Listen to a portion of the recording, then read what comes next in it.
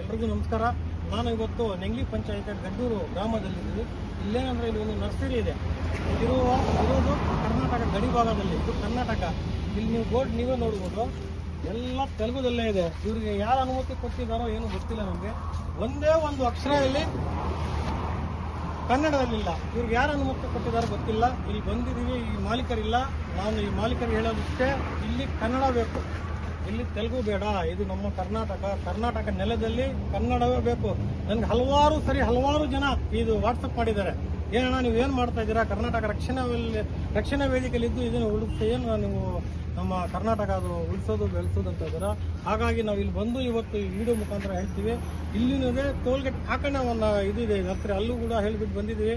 ಸೋಮವಾರವರೆಗೂ ಅವ್ರಿಗೆ ಟೈಮ್ ಕೊಟ್ಟಿದ್ದೀವಿ. ಸೋಮವಾರ ಒಳಗಡೆ ಇದೇನು ತೆಲುಗು ಇದೆಯೋ ಇದೆಲ್ಲ ತೆಗೆದ್ಬಿಟ್ಟು ಕನ್ನಡದಲ್ಲಿ ಹಾಕ್ಬೇಕು. ಇಲ್ಲ ಅಂದರೆ ನಾವೇ ಬಂದು ಇದಕ್ಕೆ ಹೊಡಿತೀವಿ ಅಂತ ಈ ಸಂದರ್ಭದಲ್ಲಿ ಹೇಳ್ತಾ ಇದ್ದೀವಿ. ಬನ್ನಿ, ಇಲ್ಲೆಲ್ಲ ನೋಡಿ ನೋಡ್ತೀವಿ. ಇಲ್ಲಿ ಒಂದೇ ಒಂದು ಅಕ್ಷರ ಇಲ್ಲಿ ಕನ್ನಡ ಇಲ್ಲ, ಎಲ್ಲ ತೆಲುಗುದಲ್ಲೇ ಇದೆ. ಅಲ್ಲಿ ನೋಡಿ, ಇಲ್ಲಿ ನಮ್ಮ ಕರ್ನಾಟಕದಲ್ಲಿ ಕನ್ನಡನೇ ಇಲ್ಲ, ಎಲ್ಲ ತೆಲುಗುದಲ್ಲಿದೆ. ಸರ್ಕಾರದ ಆದೇಶ ಪ್ರಕಾರ 70% ಕನ್ನಡ ಬೇಕು, 30% ಆಂಗ್ಲ ಭಾಷೆ ಬೇಕು.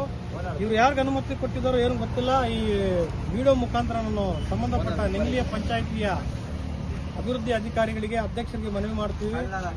ನೀವು ಸಹ ಇಲ್ಲಿ ಹೇಳಿ ಇದು ತೆಗೆಸ್ಬೇಕು. ನೋಡಿ ಸ್ನೇಹಿತರೆಲ್ಲ ನೋಡಿ, ಎಲ್ಲ ಕಡೆ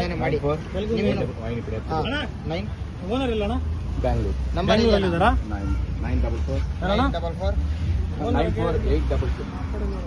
ಓನರ್ ನೀವು ಕರೆ ಮಾಡಿ ಹೇಳಿ. ತೆಲುಗುದ್ರಲ್ಲಿ ಏನಿದೆ